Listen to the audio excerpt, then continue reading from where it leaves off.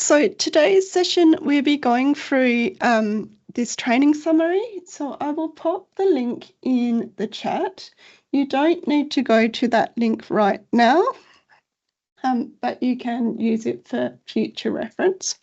However, we are going to, or I am going to be working through this example here. So I will copy that link as well and pop that one in the chat as well. And hopefully people can then click on that. I'll just show you myself. And then hopefully you see something like this. If you can download a copy, so you might need to go to File and create a copy and download a copy. That would be fantastic. And once you've done that, if you can give me a thumbs up, then that will be very helpful and I can know that I can move on. Now, just while I'm hopefully waiting for people to do that, I can see there's some people in there already, so that's fantastic. I'm just going to share one example with you. And this one is a teaching example, as I mentioned. I was a teacher up until I moved into this role. But this one here is an example of something that I used in my class. These names are made up names, so where I could put in lots of data and I could do this thing called conditional formatting, which gave me a really nice snapshot just by looking at the data to see where my students sat. This one here is an example where I haven't got data to do that heat map. I've just used color coding. But you can see here, this one's a bit more complex where I've got percentages being worked out and all sorts of things in there. And things being totaled and all sorts in there. So Excel is a hugely rich program that can help you in all sorts of ways. You just have to imagine something and you can probably do it in Excel. You can create things like interactive worksheets for your students where they have to drag and drop things in Excel. You can do all sorts of awesome things, but you can use it for budgeting, you can use it for timetabling, contact lists, professional development, logs, all sorts of things. So I can see some thumbs up in the chat. Hopefully everyone is just about ready to go. Because it would be lovely if we can. Now, if you've downloaded a copy, if you can open it up in the desktop app, that is the best experience. So Excel Online in your web browser doesn't have as much functionality as the desktop version. So hopefully once you've downloaded that copy, you can open it up in your desktop. Now, if you're struggling to download a copy of that file, if you can just open up Excel. I'm at home and okay, so it's going to look, Excel looks a bit different on an iPad. If you can just open up Excel and have a blank, so if you open Excel and have a blank workshop, that worksheet, that should be fine if you're unable to download that file that I've given you. Okay.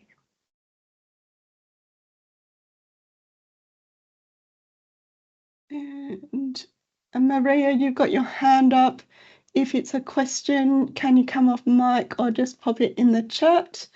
Otherwise, mine is in hieroglyphics. What have I done wrong? Okay, that I'm not sure. So if yours looks funny and it's opened in the desktop app, you might just need to do a blank worksheet, a blank workbook like this one and put in some of your own data as we go. Otherwise, you can try and download it again. Okay, so we might get started. So this is Excel. If you've never used it before, it might look a bit different to other Microsoft programs that you're used to. We have these things called cells in Excel, and they're named by a letter and a number. So Excel is a never-ending sheet. You can have as many rows as you want and as many columns as you want. And also down the bottom, we've got these tabs, which are different worksheets within the workbook. And you can have multiple worksheets in your workbook. So we got these. So this one here is, you can see up here, 1A. We've got a few key things up here that look a little bit different as well to other programs. So when I click into a box, I've got this space up here where I can enter text. So if I wanted to put something in here, I can type in here and it appears in my sheet. If I just click in the cell, as soon as I start typing, it's going to override what's in there. So if I want to change something manually, I have to click into that space and then I can type again. Just going to delete that though. Tabs I've talked about down the bottom. And this at the moment is looking like a table, but it's not a table. I will go through how we can do tables in a little bit.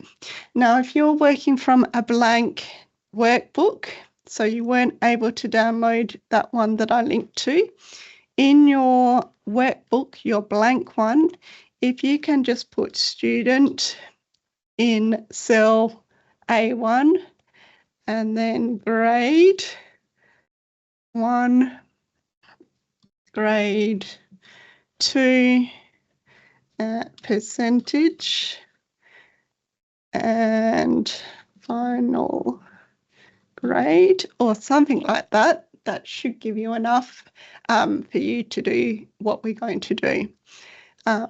Okay. So let's have a look at what I can do with this data. So at the moment, all this has been manually entered. But what I can do in Excel is I can do lots of calculations automatically without having to work through them myself or put them into a calculator. So the first thing we want to do is we want to add up all these assignment marks and get an average score so that we can see where each student is sitting on average. So to do that and to put in a formula when we're in Excel, we click in the cell where we want it, and all formulas in Excel have to start with an equal sign.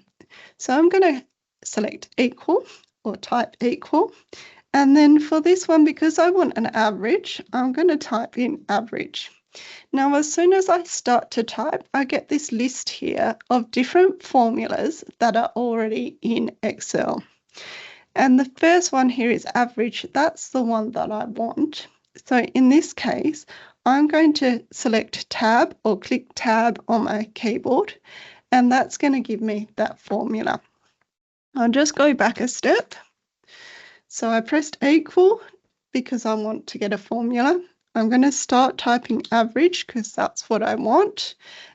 This case, because I didn't put that E, it's the second one. So I'm just going to click on the one I want and then select tab, and then that gives me my formula. Could I share the link again? Yes, I can. This is the right one. Okay. So I've got average here. Another really nice thing, if you're not familiar with Excel at all, is there's this thing here called FX, which is my function button.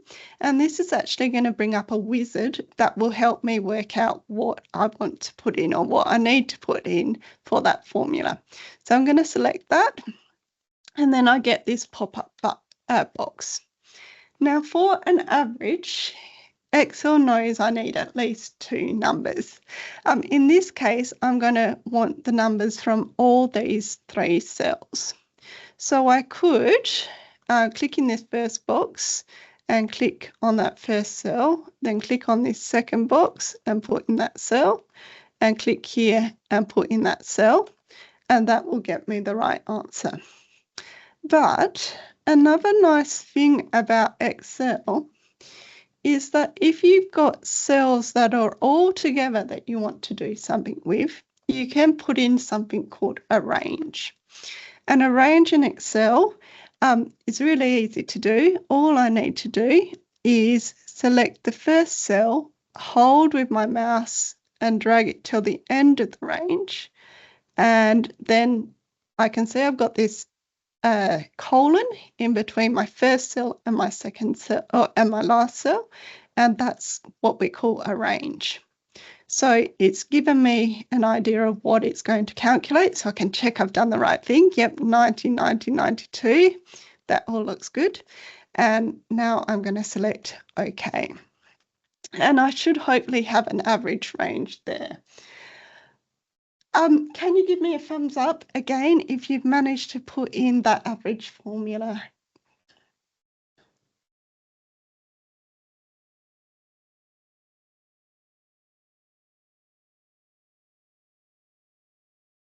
Excellent. And Maria, you've still got your hand up. I'm just going to pop it down, but if you've got another question, please put it back up. Okay, so that's great. It looks like lots of people have got that first formula in there, but again, it's not very helpful if I do that in one cell and then I've got to type it in the next and the next. I might as well use a calculator. I'm just going to zoom in because in Excel, if you look really closely in the bottom right, I've got a little square there. And what this is a handlebar. And what I can do is click on that handlebar and it will turn to a plus and drag that down. And what that does is it carries the formula down to each cell, but you can see it's changed it to the same line that we're in. So it's figured out that if I'm putting this formula in this cell, which is in row 2, when I move it down to row 3, I probably want to change everything to row 3 as well. Okay, so that's an average, really helpful. The other one that is really helpful is a sum. So to do a sum again, and I'm doing mine in that total column, and I'll just zoom out again so that we can see, hopefully, hang on, we can see all the cells there. So I'm in the total column. I'm going to click in that first box. I'm going to click type equal. And then if I want to do addition, in Excel, addition is a sum. So I'm going to type in sum. And again, I can see that sum is my first option. I'm going to click tab or type or tap tab. And then I'm going to go to my function to get that guide. And again, this time I want that range again. So I'm going to select my first cell, press and hold and get those other 3 cells. Check that that looks what I think looks like what I think it's going to look like, and then select OK. And now I've got my total without having to do much work. And again, I'll zoom in. I can go to that handlebar and pull down to get that calculation going across all my cells. Okay, fingers crossed everyone is going okay. So the next formula that we're going to look at is for percentages. Now, if you've got something really complex, you could add an extra layer to what we're going to put in that it counts how many cells I'm calculating and then gets the percentage based off that. But because this example is just a really simple one, I know that each of these assessments was out of 100, so I'm going to divide my total score by 300. So again, because it is a formula, I'm going to press or type equals. This time, I want the total, so that's just G2. So I can just click in there and you can see it's got G2 in there. I'm going to put in a slash because I want to divide it, and I'm going to put in my 300. And because that's all I want in this formula, I'm then going to press enter. Now, that doesn't look that great because it's just given me the sum. It hasn't given me the percentage. Now, if I remember how to do percentages, I could then times it by 100. But a better way to do it in Excel is to format my cell so that it is a percentage. So all of these cells at the moment are probably numbers, apart from these ones which are text. And in Excel, you can format cells to all sorts of different formats, currencies, dates, things like that. So to do that, I'm going to click in that cell where I've just put in that formula. I'm going to right click and I'm going to go to Format Cells. I'll show you that one more time. I'm clicking into my cell, I'm right clicking, and then I'm going to go to Format Cells. So once I've got this up, you can see at the moment it's general, so it's not even a number. And the one I want to change it to is percentage. And then when I select percentage, I've got some options here around decimal places. So to me, I don't really need to know the decimal points for this percentage. So I'm just going to move it to 0, and then it's just going to give me the percentage. You'll note it's going to 91, so it is actually rounding it up to the nearest percent for me already. I don't have to do that work. So I'm going to select OK, and then again, I can grab that magic handlebar and drag that down. And now I've got that formula in all my cells. Again, I'm just going to check, have people managed to put in those 3 formulas? I'll just type them in the chat. So the first was average, and then you needed to put in your cell references. The second was sum to do an addition. And then the last thing that we've just done was a percentage, but we did that just by putting in or getting the cell reference and the backslash to divide, putting in our number, and then formatting the cell. Okay. So hopefully I haven't lost too many people. Hopefully we're managing to follow on. Now, the great thing about living in the age we're living in now is that Excel and all its formulas, you don't have to remember off by heart. In the ribbon here, there's something called formulas. And if I click in there, I've got a whole lot of things in here that I can go in and have a look at if I've forgotten what Excel calls something. The recently used is really handy because it will put in the things that you use all the time. But the other nice thing about living in the age that we live in at the moment is we can also use AI to help us with formulas in Excel. So if I'm a teacher, for example, I might want to put a grade in here. And yes, I could, because this is only a few students, just go through and go 91, that's A+, etc. But if I've got my 30 students in the class, that's going to take some time as well. So instead, I'm going to use AI to help me work out what that formula is going to be. So everyone should have access. Why haven't you come up? Let's try. Here we go. Everyone should have access to EdChat through the department. I'll just put the link to EdChat in the chat in case you need to click on that easily. And I'm just going to actually split my screen. Oops.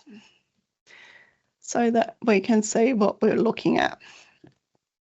So for this grade, what I want to do is I want to have a look at the percentage, and if it falls between a certain percentage range, I want to give it a grade.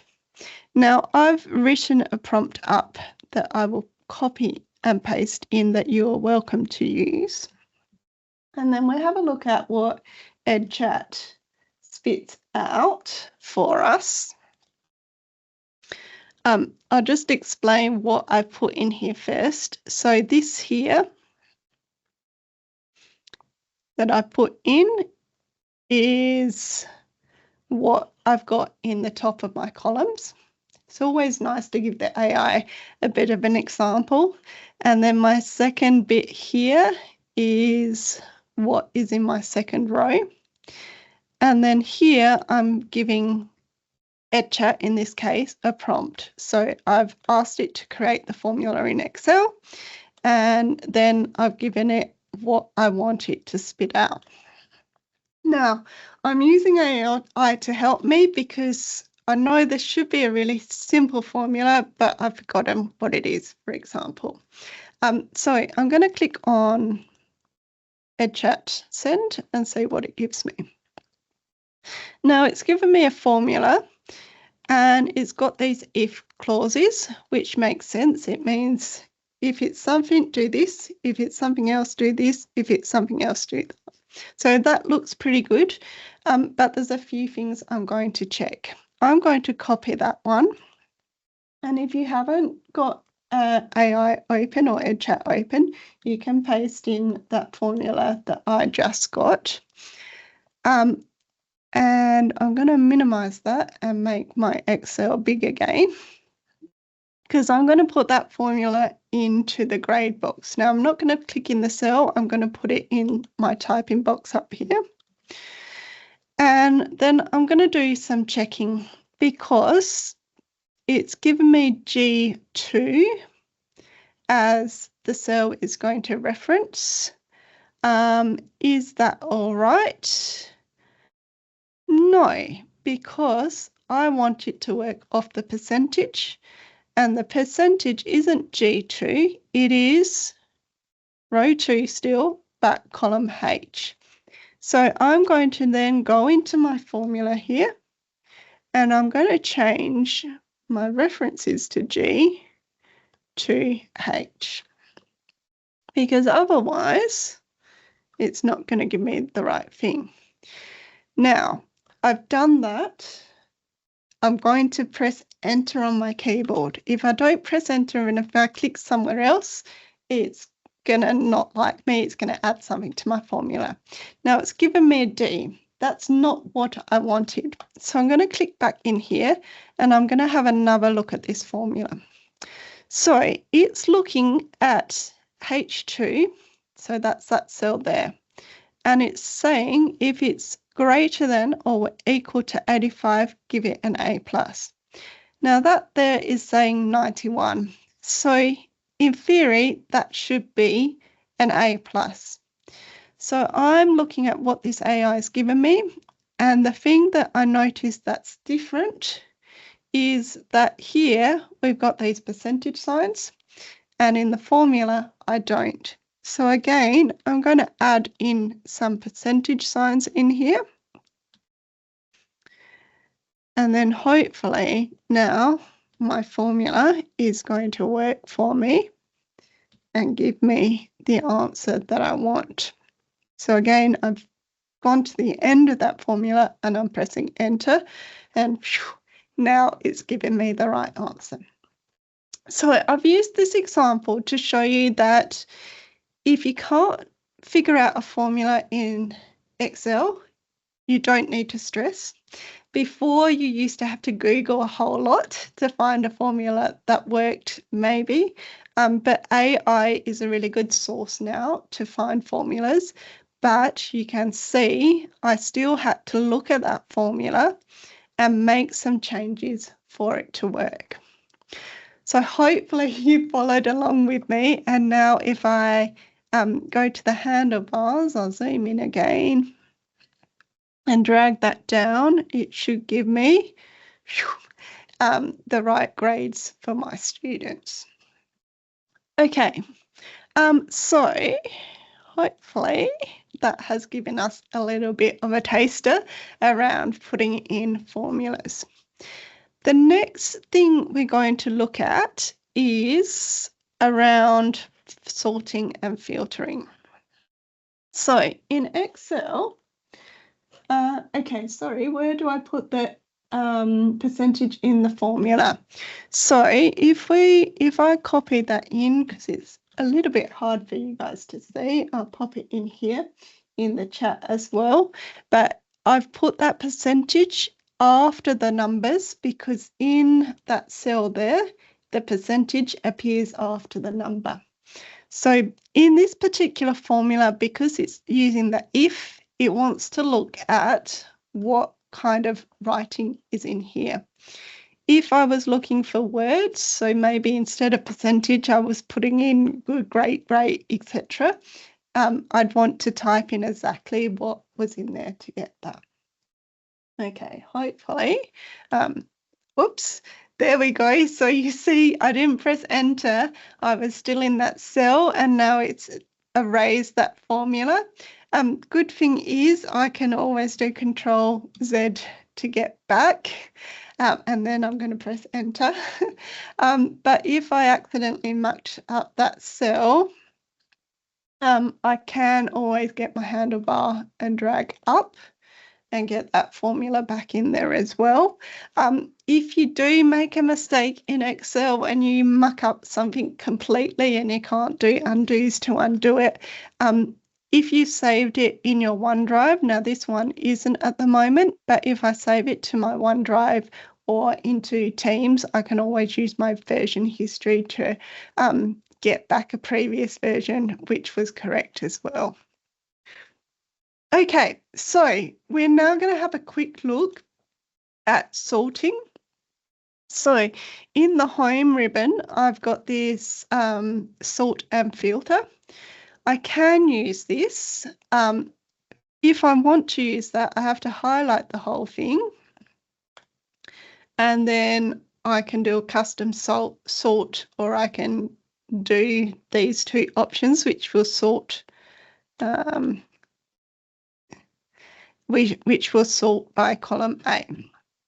But a better way to do sorting is to actually convert your data into a table. Why is there no if for the D grade? Because we got less than, because anything else. So if it's not this, or this, then Excel knows that it has to be D. So the logic in here is it's checking if it's this first.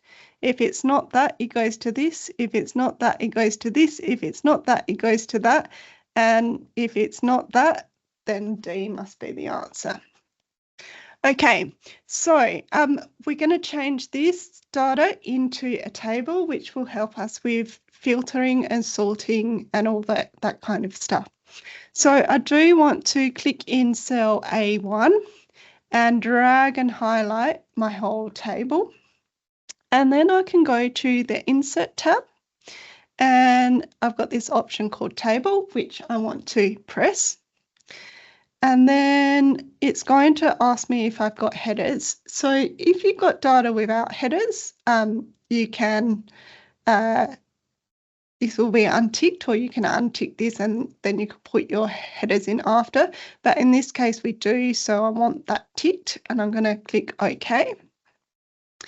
And you won't notice much, but now each of these fields or columns has got a little drop down. So if I want to, for example, sort these students by alphabetical, I could click on that drop down now and do sort A to Z, and then that's going to sort my whole table. You'll see that Daniel was number 1 before, he's still got that student ID. So it keeps everything in order and doesn't muck anything up. I can also filter things out. So maybe I've got all my students, maybe I'm teaching multiple classes, or I want to find something to do with finance or anything that I'm working on, and I only want to see particular results. So in this case, I might just want to see my D and C students so that I can see who needs help in my class. So I can untick those ones and go OK, and then I just see the data that I want to work on. Now, again, if I come in here and I see that, I might think, oh, my data's disappeared. I've got a clue here. I've got some hidden cells here. I can only see 2, 9 and 10. I've also got a clue here. You can see the arrow next to student name is that I've sorted it. And then there's this funnel, which is a filter under grade, which means that I'm filtering the data by the grade as well. So if I want to get rid of what I've just done, I can click here and do clear filter from grade, and then my data is coming back. Now, the other nice thing about why you might want to use tables is if I click in my table, I get this table design ribbon come up. And when I click in there, I can make it look nice and colourful, hopefully. I might have to select it. No, it's not going to do it for me, but normally it will do that. But I've got this thing called total row, and this is really handy.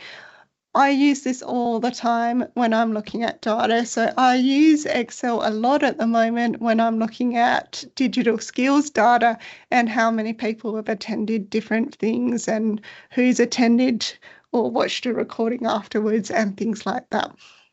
So when I click on this total row, you can see that total has come in the bottom. But that then gives me some kind of automatic calculations I can do. So if I click here, I can click on average, and that will give me the average percentage. I could do the sum if I wanted to. I can do a count if I want to find out how many people are in my column, etc. Really handy thing to have in at the bottom.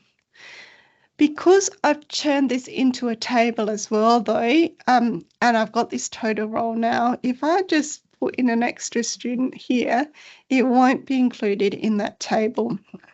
So instead, if I want to add some data in here, I want to click in the bottom row and right click, and when I go insert this time, I want to do table rows below or above, and then that will give me an extra thing.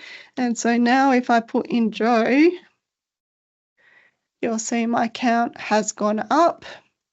If I give him some scores, I think this student definitely needs some help, but assessment free did okay. You can see that changed from 73 to 72, etc. So handy to know that you can do that.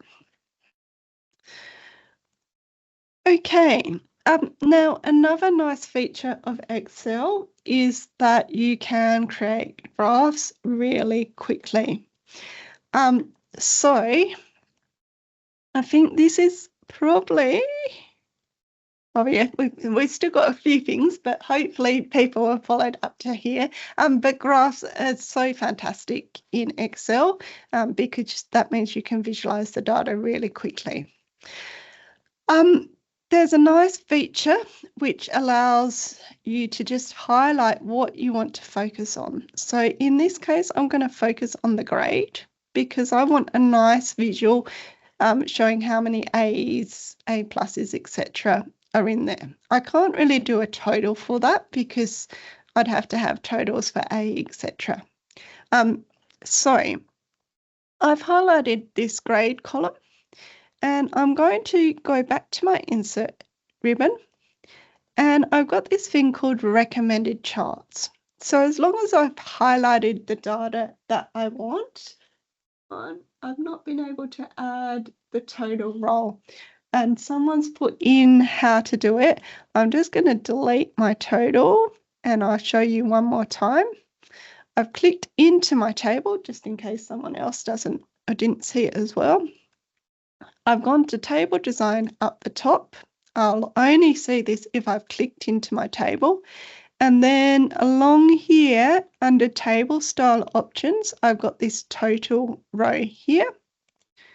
And I could put in a last column as well if I wanted to. But I'm just putting in that total row. And then that allows me to select the different options that I want from the total.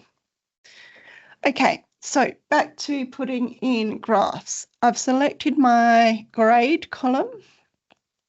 I've gone to the insert ribbon and then I've got this fantastic button called recommended charts. So when I select that, it's already thought that I want, because of what I've selected, a count of the grades. That is exactly what I want. You can see all charts, you could select your own data, but we're just going to stick to the recommended charts. Now, when I click OK, it's actually going to do it in a new tab down the bottom. If I do a graph myself from the charts up here, I can select to have it in this worksheet or in a new tab, but I don't get a choice when I use the recommended. But let's click OK anyway. And you'll see now I've got this sheet 1 that's appeared with my graph and my grade count that's come in as a column. So I can see my data at the same time. I'm actually going to copy this and put it back into my English tab. Now to do that, I'm going to click above, so in cell A2, and I'm going to click and drag and make sure I'm the other side of that graph that has just come in. Okay, if you're unable to do anything and it says read only, that means that you didn't download your own copy. So apologies if you didn't see that. Hopefully I will send the link out again after the session and hopefully you can get that then as well. But hopefully you've been able to pick up some tips as we're going along as well. So I've highlighted and selected that area. On my keyboard, I'm going to click Control-C to copy it. And then back in my English, now this is really important, I'm going to click in the cell where I want my data to start. So I don't want it over here, I want it underneath. So I'm going to click in A16 and go Control-V. And then that's now come into my same worksheet. Okay, what I might do is I might share my copy that I've edited as well, so that those people that didn't manage to get a copy can at least see what we've got. I want it can view, so you will have to download a copy, but this will at least catch you up to where we are at the moment. Okay, so I've got my graph in here. Count of grades, if I want to change that, I can double click in here and name that number of students with grades. This is my table here. If I add another row, so I'm going to click here, I'm going to go insert, add a row below, put in another name, Joe Smith, and she's got a D at the moment. You'll see my count should have increased. No, it hasn't. So that tells me that I need to refresh the data. So to do that, I want to right click and then I should see refresh. And now that D has come to 2.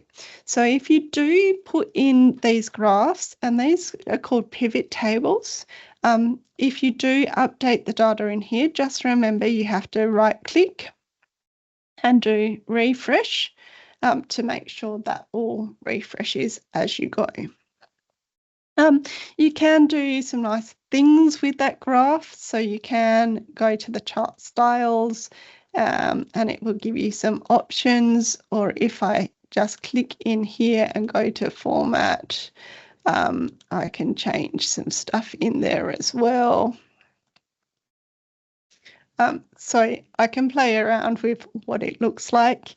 It doesn't make too much sense for this simple graph, but if you've got something more complex, you can also filter in here. So again, I might want to see just how many C's I've got, and my graph changes there. And again, if I want to clear that, I can clear filters from grade and I'll get my graph back. If I wanted to change what my graph looked like as well, I've got some layer options in here, and I can add some extra layers in here as well. A trend line will give me a line. Again, it doesn't make too much sense with this data, but if you were doing data over a period of time, the trend line is quite handy. I can add a legend as well. So I've got lots of flexibility in there. I could add multiple graphs as well in there to get some visualizations. And I should be able to change it to change chart type. So if I don't like the bar graph, I could change it to a pie instead, for example. Colors scheme is a bit off. Let's see if it will look better there, so that I can see it differently. So I'll show you that again. I've clicked on my chart. I've gone to the design ribbon up the top and changed chart type, and then I can choose, well, tree map doesn't work for that, but I can choose one that makes sense for this data type. I'm going to keep it at the pie.